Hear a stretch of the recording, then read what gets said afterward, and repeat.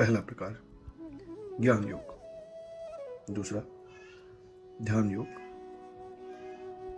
तीसरा कर्म योग और फिर भक्ति योग।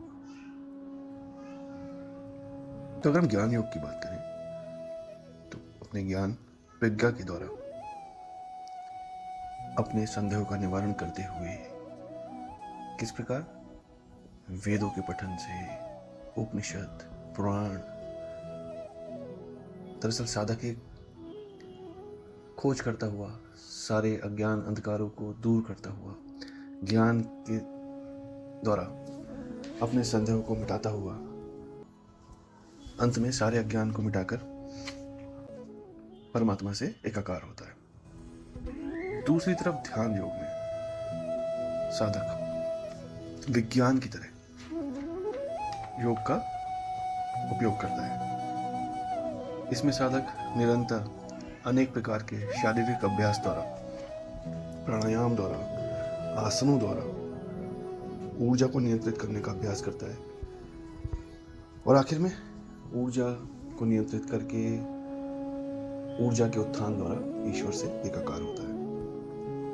इसमें जातक साक्षी भाव बनकर परमात्मा का निरंतर ध्यान करता है और धीरे धीरे उन्नति की ओर अग्रसर होता है योग मार्ग में। यदि हम ज्ञान योग का उदाहरण देखें तो भगवान श्री कृष्ण ने अर्जुन को सांख्य योग का प्रकट कर जीव, परमात्मा, सृष्टि, ईश्वर के अनेक रूप, ज्ञान के दिव्य रहस्य का जो भी ज्ञान दिया था वह सांख्य योग अथवा ज्ञान योग का एक उदाहरण है। और महादेव ने सप्तऋषियों को सृष्टि के आरंभ में जो योग का ज्ञान प्रकट किया था वह भी ज्ञान योग का ही एक उदाहरण है। दूसरी ओर ध्यान योग का उदाहरण है जैसे बनारस के योगी बहुत ही मशहूर हैं, श्री लाहिरी जी,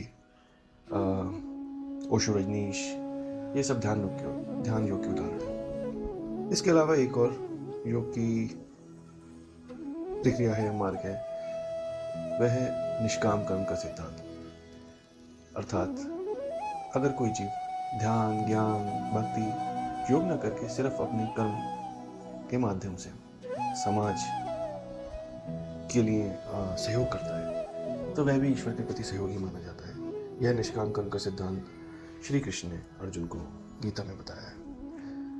तो अगर हम इसको उदाहरण से समझें तो सरहद पर देश की रक्षा करने वाले जवान, साइंटिस्ट, डॉक्टर्स जो नई नई बीमारियों का इलाज खोजते हैं, वैज्ञानिक जो मानवता के विकास के लिए अनेक खोज करते हैं, यह सब कर्मयोगियों की श्रेणी में आते हैं।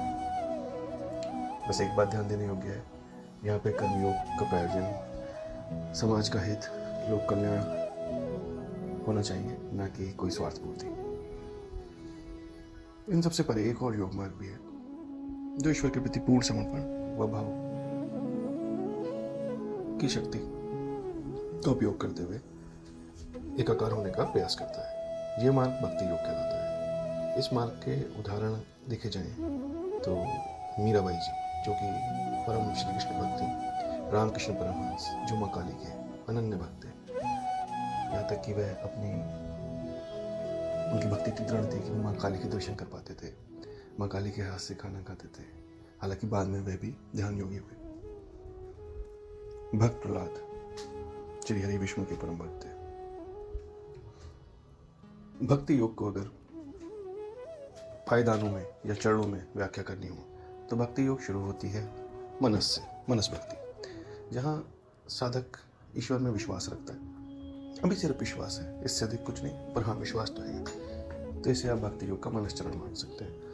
दूसरा चरण आता है वाणी द्वारा भक्ति योग। इसमें साधक योगी जप, आरती, चालीसा आदि माध्यमों से ईश्वर से जुड़ने का प्रयत्न करता है। तीसरा चरण अग्रसर होते हुए आता है दैहिक। इसमें जातक तप, व्रत आदि के माध्यम से, आहार विहार के नियमों के पालन से एक कदम और आगे बढ़ जाता है भक्ति मार्ग में। चौथा फिर लौकिक भक्ति में जातक भजन, कीर्तन, उत्सव, एक तरीके से भक्ति का प्रचार में पार्टिसिपेट करने लगता है। फिर 5वां प्रकार आता है वैदिक। यहाँ पुराने वैदिक सिस्टम में बताए गए तौर तरीकों से जहाँ तक हवन यज्ञ करके देवताओं को जग भाग समर्पित करते हुए मंत्रों की शक्ति द्वारा, यज्ञों की शक्ति द्वारा भक्ति में अग्रसर होने का प्रयत्न करता है। और अंतिम सबसे उत्तम भक्ति मार्ग का चरण है आध्यात्मिक, जहाँ पूर्ण रूप से जाते सब कुछ भुलाकर इन सारे चरणों को आत्मसात करते हुए पूर्ण रूप से ईश्वर के प्रति समर्पित होकर भक्ति में लीन हो जाता है। अध्यात्म मतलब तन, मन, आत्मा, भाव सभी आयामों के साथ। रोचक बात यह है कि अगर आप ध्यान से देखें तो किसी भी योग के उच्च पायदानों के सभी योग एक से प्रतीत होंगे। ये कुछ ऐसा ही हो जाएगा जैसे अलग अलग जगह से, अलग अलग साधनों से, अलग अलग अनुभव से बहुत से विद्यार्थी आए और किसी एक प्रतियोगिता परीक्षा को पास करके अपनी मंजिल पा जाए। मंजिल तो सबकी एक ही है, अंत में पर वहां तक पहुंचने का रास्ता लगता है। दूसरा अनुभव में यह भी आया कि ध्यान योग और भक्ति योग ऊपरी पायदानों पर सहज ही शीघ्रता से मिल जाते हैं, क्योंकि ध्यान के बिना भक्ति कैसे होगी और भक्ति के बिना ज्ञान कैसे होगा। तो आज का वीडियो यहीं तक रोकते हैं। आपका बहुत बहुत धन्यवाद। फिर मिलेंगे किसी ऐसी ही रोचक विषय के साथ। तब तक के लिए नमस्कार, धन्यवाद।